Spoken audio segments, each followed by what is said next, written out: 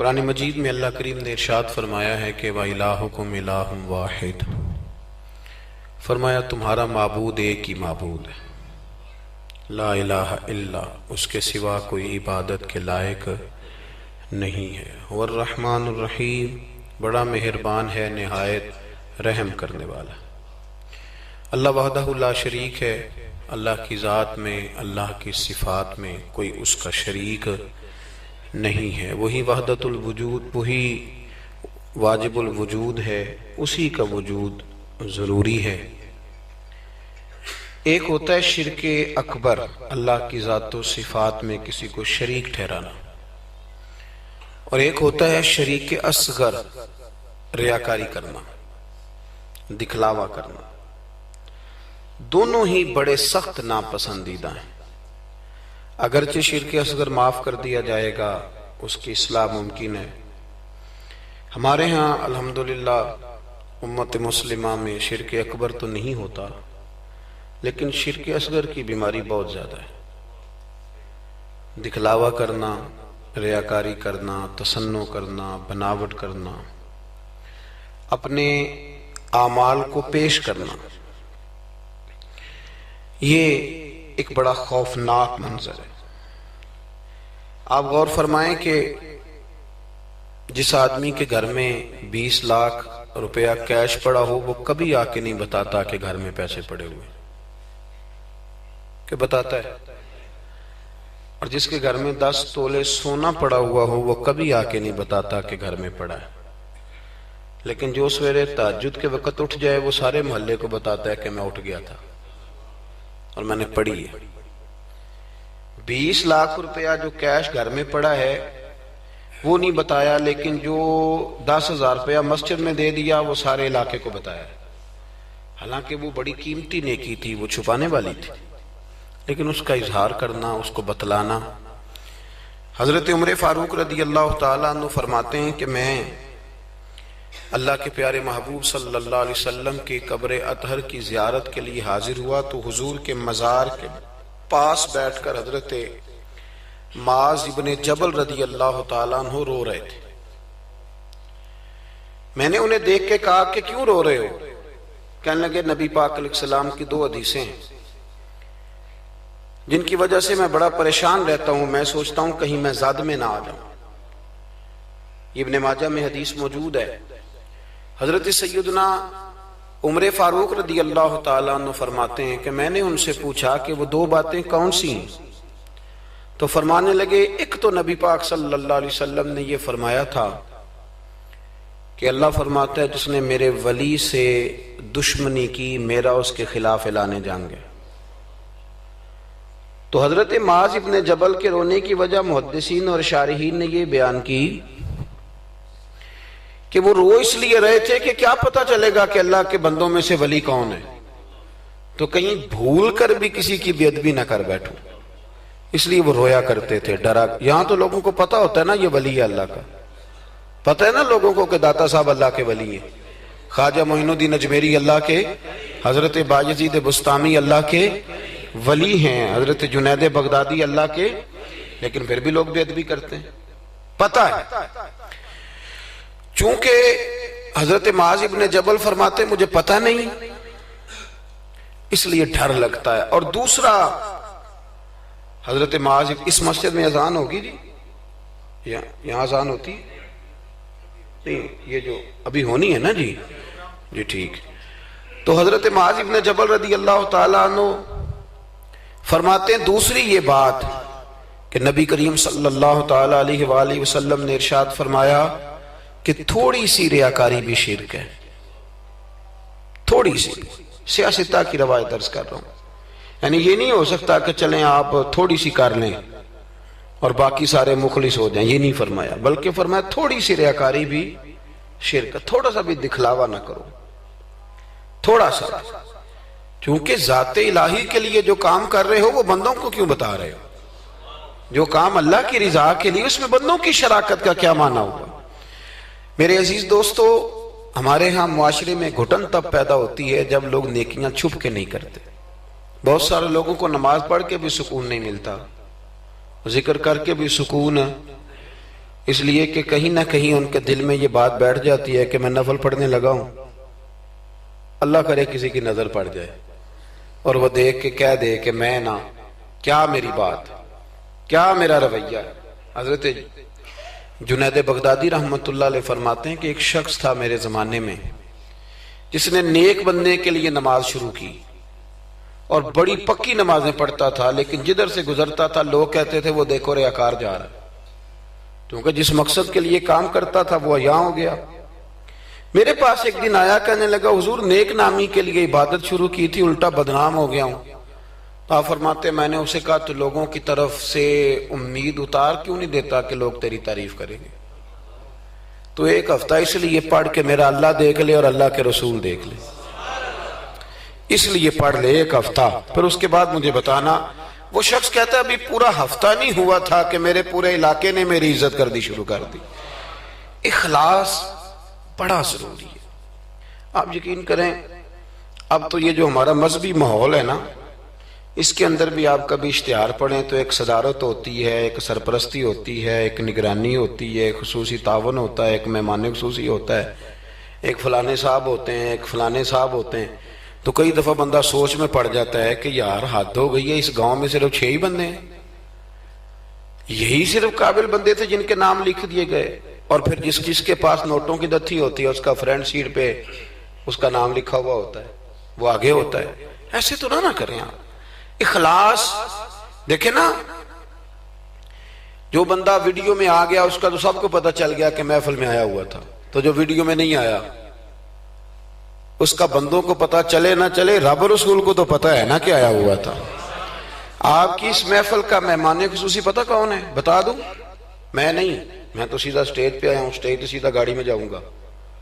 اس محفل کا مہمان خصوصی وہ ہے جس نے یہاں جھاڑو دیا مسجد میں، جس نے صفیں بچھائی ہیں، جس نے جو پیچھے بیٹھا ہے، جس نے بیچارے نے یہاں سارا دن محنت، جس نے اشتہار لگائے، وہ مہمان خصوصی جس نے محنت کی۔ باقی تو آئے لوگ صدارت کر کے گزر گئے۔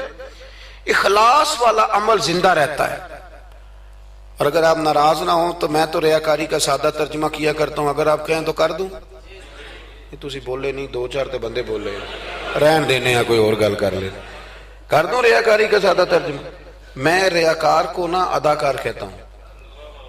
میں کہتا ہوں جو ریاکار ہوتا ہے یہ بنیادی طور پہ تو اداکاری لمبی چلتی کوئی نہیں، بندہ تھک جاتا ہے، اداکاری لمبی نہیں چلتی، لمبا کام اخلاص والا چلتا ہے، وہ تھوڑا ہو وہ اخلاص والا چلتا ہے۔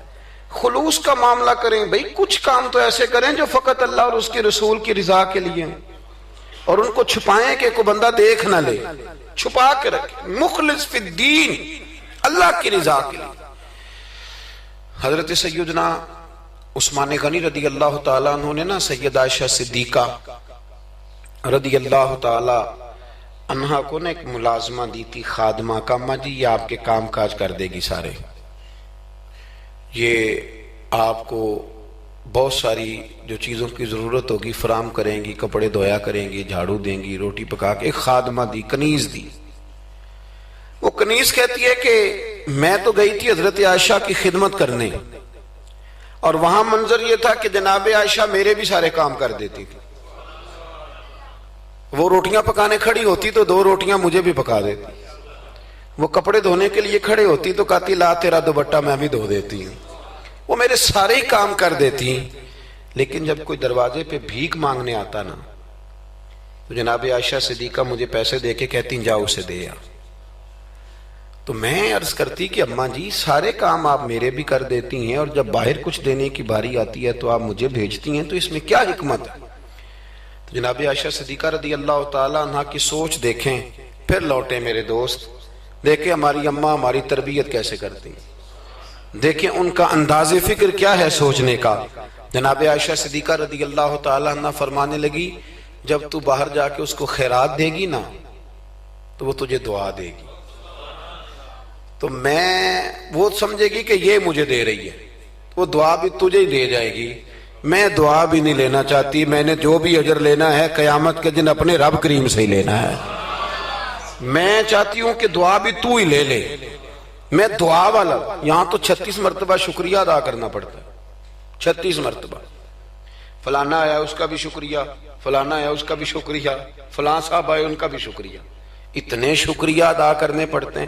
اور ہمارے تو دیہاتوں میں لوگ کہتے ہیں نیکی تے میں کراں پر یہ کہڑا نہ نیکی کر دینے.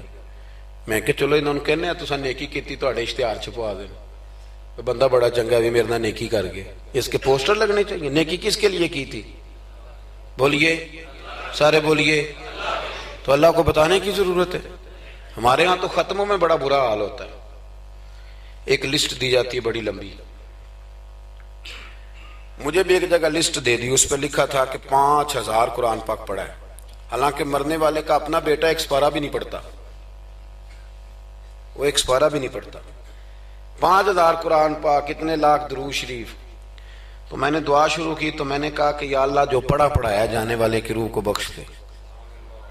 تو بعد میں مجھے وہ کہنے لگے پیر صاحب آپ نے بتایا ہی نہیں کیا کچھ پڑھا تھا. میں کہا کہنے دسنا ساجے، کس کو بتانا تھا؟ ثواب کس نے دینا ہے؟ اس کو ضرورت ہے بتانے کی. معاذ اللہ، آپ کیسی بات کرتے ہیں. یعنی یہ ثواب بھی اب بندوں کو بتائیں گے. پھر جی یہ 50,000 روپیہ میں اپنے ابا جی کی طرف مسجد دینے لگا ہوں تو یہ ختم میں یہ بھی اعلان کر دیں. اچھا جناب، ابا جی آپ کو کیا دے گئے؟ کہنے لگا 2-4 ایکڑ زمین بھی، کاروبار بھی، پیسے بھی. تو میں نے کہا اس نے بھی مسجد میں اعلان کرایا تھا کہ بغیر اعلان کے دے گیا ہے؟ میں تو نہیں، وہ تو بغیر اعلان کے دے گا. تو اس میں سے 20,000 دے رہا ہے، اس کا بھی اعلان کرا رہا ہے. اور قاری صاحب بیچارے کئی دفعہ خطیب صاحب الجھ جاتے ہیں، اس لیے کہ جب وہ 1000 روپیہ دینے آتا ہے تو کہتا ہے صحیح کر کے دسیا دے محمد بشیر دکھن علامت بندے پہاڑ والا سمجھ لیں. صحیح کر کے بتانا، ہنسنے کے لیے نہیں رونے کے لیے بات کر رہا ہوں. یہ اتنا برا حال ہو جائے گا ہمارا، کس کو بتاتے پھرتے. اور میں نے دیکھا نوٹ کھول کر لوگ لے آتے. اس طرح نہ کریں، نیکیوں کو چھپائیں. چھپی ہوئی چیزیں قیمتی ہوتی، یہ قیمتی چیزیں ہوتی ہیں، یہ قیمتی ہوتی ہیں. حضرت عبداللہ ابن مبارک بہت بڑے درویش گزرے، عالم بھی تھے، صوفی بھی تھے، درویش بھی تھے، حدیث کے بہت بڑے استاد بھی تھے. اور جو صوفیاء سابقون الاولون ہوئے ان میں آپ کا نام ہے. آپ نہ اکثر اپنے کوفے کے علماء سے استفادہ کرنے کے لیے نہ کوفے آیا کرتے تھے. ہر شعبے میں کچھ لوگ اسپیشلسٹ ہوتے ہیں، تو علماء کے شعبے میں بھی کچھ لوگ اسپیشلسٹ ہوتے ہیں. یہ الگ بات ہے کہ آج کل جو ایک عمرہ کر رہا ہے وہ مفتی ہوتا ہے، اور اگر حج کر رہا ہے تو پھر تو شیخ الحدیث ہے. وہ کہتا ہے سارے مسئلے اب میں ہی بتاؤں گا. اور دو کی کتابیں پڑھ لے تو پھر تو کہتا ہے مولویوں کی پتہ ہوئے، سارا پتہ تو مجھے. اللہ تعالیٰ سمجھنے کی توفیق دے. حضرت عبداللہ ابن مبارک جاتے تھے کوفے کے علماء کے پاس، اور وہاں جا کر کے ان سے استفادہ کرتے تھے. اب تو ہوٹل بن گئے ہیں، آپ جس ملک میں جس ایریے میں جاتے ہیں ہوٹل بک کر دیا جاتا ہے، اب وہاں قیام کرتے ہیں. اس زمانے میں یہ طریقہ نہیں تھا. مسجدوں کے ساتھ لوگوں نے مہمان خانے بنائے ہوئے تھے، وہاں جا کے لوگ قیام کرتے تھے. کھانا پانی مسجد میں لوگوں کو پتہ چلتا تھا، مہمان آ گیا، وہاں لوگ کھانا بھیج دیتے تھے. حضرت عبداللہ ابن مبارک رحمت اللہ علیہ اکثر اس مہمان خانے میں کوفے جا کے رکتے. ایک نوجوان تھا، اس کو علماء کی خدمت کا بڑا شوق تھا. اللہ کے بندوں کی خدمت کا شوق لگ جائے تو پھر اللہ بڑی رحمت فرمایا کرتا ہے. اسے بڑا شوق تھا، وہ بڑی خدمت کرتا، آپ کے لیے کھانا لاتا، پانی لاتا، چائے لاتا، تکیہ پیش کرتا. بڑے مہینوں سالوں سے ملاقات رہی. پھر ایک دفعہ حضرت عبداللہ ابن مبارک آئے کوفے میں تو پوچھا کہ وہ نوجوان کہاں ہے. لوگوں نے عرض کی حضور وہ چھوٹا سا کاروبار کرتا تھا تو اس پہ قرضے چڑھ گئے. جن لوگوں کے پیسے دینے تھے نا وہ بڑے تگڑے لوگ تھے، انہوں نے پرچہ کٹوا دیا. کوتوالے شہر سمجھ لیں کہ ایس ایچ او گرفتار کر کے لے گئے. جب تک بندہ سخاوت کر رہا ہوتا ہے تب تک نہیں لوگ پوچھتے کہاں سے آئے ہیں، اور جب بندہ کہیں الجھ جائے نا تو پھر بندے کہتے ہیں اوہو بندہ ہی ٹھیک نہیں تھا. بڑے بڑے لوگوں کو نقصان ہو جاتا ہے کاروبار میں. یہ کیا بات ہوئی؟ حضرت عبداللہ ابن مبارک کو پتا چلا. ویسے آج کل کا کوئی پیر ہوتا تو وہ پیر صاحب پتہ کیا کرتے ہیں، جب تک مرید جھاڑو دیتا رہے پھر تو وہ کہتے ہیں میرا منظور نظر ہے، لیکن اگر قرضے چڑھ جائیں تو کہتے ہیں اس کا ذاتی معاملہ ہے، میں ذاتی معاملات میں مداخلت نہیں کرتا. تو جب تیرے گھر میں 6 درجن کنوں لے کے آتا تھا تب ذاتی معاملہ نہیں تھا، اب ذاتی معاملہ ہو گیا. اسی طرح کام لیڈر کرتے ہیں، کام کراتے رہتے ہیں سیاستدان، اور اگر بندہ الجھ جائے تو کہتے ہیں اس کا ذاتی معاملہ ہے. تو جب دفتر کھلوا رہا تھا تب ذاتی معاملہ نہیں تھا. ہمارا یہ مزاج ہے کہ ہم طبعاً انسانوں سے نفع لینا چاہتے ہیں، لالچی ہوتے جا رہے ہیں. سیدنا عبداللہ ابن مبارک رحمت اللہ تعالی علیہ نے کہا قرضہ چڑھ گیا ہے اور وہ بند ہے جیل میں. آپ گئے, جا کے کوتوال سے ایس ایچ او سے ملاقات کی, فرمایا ماجرا کیا ہے, معمہ کیا ہے؟ وہ کہنے لگا حضور بچہ بے قصور ہے, بیچارہ کام کرتا تھا تو اچانک نقصانات ہوئے تو ہوتے ہی گئے. انسان جب کامیاب ہوتا ہے تو مٹی کو بھی ہاتھ لگائے تو سونا ہو جاتی, اور جب ناکام ہوتا ہے تو ایسا پھسلتا ہے کہ پھر کسی جگہ اس کا ہاتھ نہیں پڑتا. وہ الجھ گیا حضرت جی, الجھتے الجھتے قرضے چڑھ گئے. اور حضرت صاحب جس پارٹی کے پیسے دینے ہیں وہ بڑی سخت ہے, وہ کہتی ہے کہ ہم نہیں چھوڑیں گے. حضرت عبداللہ ابن مبارک رحمت اللہ تعالی علیہ فرمانے لگے پیسے کتنے؟ کہنے لگا 50,000 دینار. آپ سمجھ لیں کہ 5 کروڑ روپیہ. تو حضرت عبداللہ ابن مبارک, توجہ ہے نا میری بات پہ, تھک تو نہیں گئے آپ لوگ؟ حضرت عبداللہ ابن مبارک رحمت اللہ علیہ فرمانے لگے اگر تو میری ایک شرط پوری کرے تو میں پیسے دے دیتا ہوں. میری طرف دیکھیں, کہانی تو نہیں نہ سنا رہا میں, آپ ذرا غور تو کریں کیا کہہ رہا ہوں. یعنی 50,000 دینار. فون بند کر دیتے ہیں لوگ اگر آپ کو پیسوں کی ضرورت پڑ جائے تو, لوگ فون بند کر لیتے ہیں. ویسے کہتے ہیں چودھری کو حکم ہوا تھا 10 اور جب وہ بتا دے پھر چھٹی. 50,000 دینار. حضرت عبداللہ ابن مبارک رحمت اللہ علیہ فرمانے لگے میری ایک شرط پوری کر, پیسے میں دیتا ہوں. اس نے کہا حضور 50,000 دینار ہیں. فرمایا میں نے سن لیا ہے پر میری شرط پوری کر. اس نے کہا حضور وہ کیا؟ تو آپ فرمانے لگے اس نوجوان کو بتانا نہیں اس کے پیسے کس نے دیے, پیسے میں دے دیتا ہوں. اس نے کہا حضرت جی اسے نہیں بتانا. آپ فرمانے لگے اس کے لیے نہیں دینے, میں نے اللہ کی رضا کے لیے دینے, اور جس رب کے لیے میں نے دینے ہیں اسے بتانا نہیں پڑتا, وہ تو دلوں کے حال جانتا ہے, وہ تو علیم بذات الصدور ہے, لہذا بتانا نہیں. اس کو پیسے دے دیے. نوجوان نے بڑی منت کی کوتوال کی, یار اتنے بڑے پیسے کوئی دے گیا, کوئی 10 روپے تو نہیں دینا, اس محسن کا پتہ بتا, میں تو اس کے پوتوں کی بھی نوکری کروں گا. اس نے کہا میں مجبور ہوں, مجھے حکم نہیں, میں نہیں بتا سکتا. وقت گزر گیا, کوتوال بھی کہیں تبدیل ہو گیا. وہ نوجوان کہتا ہے عبداللہ ابن مبارک بوڑھے ہو گئے, اب گھر میں رہتے ہیں, باہر نہیں آتے. زیادہ ذوف آ گیا, اب جس نے پڑھنا ہے کچھ استفادہ کرنا ہے وہ بھی گھر میں حاضر ہوتا تھا. اللہ اکبر. وہ نوجوان کہتا ہے جیسے جیسے میری عمر بڑھتی شوق بڑھتا کہ یار میرا محسن مجھے مل جائے, میں اس کے پیر ہی چوم لوں ایک دفعہ. اتنا عظیم آدمی. اس کے بعد کئی دفعہ حضرت عبداللہ ابن مبارک ملے بھی. نوجوان کہتا ہے وہ جب بھی مجھے ملتے میں انہیں کہتا بابا جی نیک تو آپ بھی بڑے ہیں پر بندہ تو وہ تھا نا جو میرے پیسے دے گیا. تو وہ فرمایا کرتے چل دعا کرنا اللہ مجھے بھی کوئی کام کرنے کی توفیق دے دے, دعا کرنا. وقت گزر گیا, 15 سال بیت گئے. ایک دن وہ کوتوال کہیں رستے میں مل گیا تو اس نوجوان نے نا سر سے پگڑی اتار کے پیروں میں رکھ دی. کہنے لگا تجھے اللہ رسول کا واسطہ, میں کہیں شکریہ ادا کرنے سے پہلے ماری نہ جاؤں, میرے محسن کا پتہ تو بتا دے, ایک دفعہ بتا وہ کون ہے. وہ کوتوال کہنے لگا تو نے قسم ہی بڑی دے دی ہے, تجھے واقعی نہیں پتا وہ کون ہے, تو نہیں جانتا؟ کہا نہیں. کہنے لگا روز تو ان کی بغل میں بیٹھا ہوتا تھا, بعد میں بھی کئی دفعہ اکٹھے دیکھا. کہا کیا مطلب؟ کہنے لگے حضرت عبداللہ ابن مبارک. وہ نوجوان کہتا ہے میں اتنا تیز دوڑا کہ پگڑی گر گئی, جوتے ٹوٹ گئے, پیروں میں زخم ہو گئے, پر میں بھاگا کہ میں شکریہ ادا کروں. میری اجرت میری محنت سے زیادہ کیوں ہے, میرے محسن تیرے احسان سے ڈر لگتا ہے. کہتے ہیں دوڑا گیا, لیکن قربان جاؤں جب عبداللہ ابن مبارک کے گھر کے باہر پہنچا تو رش لگا ہوا تھا. میں نے لوگوں سے پوچھا کیا ہوا, تو کہنے لگے 2 گھنٹے گزرے عبداللہ ابن مبارک انتقال کر گئے.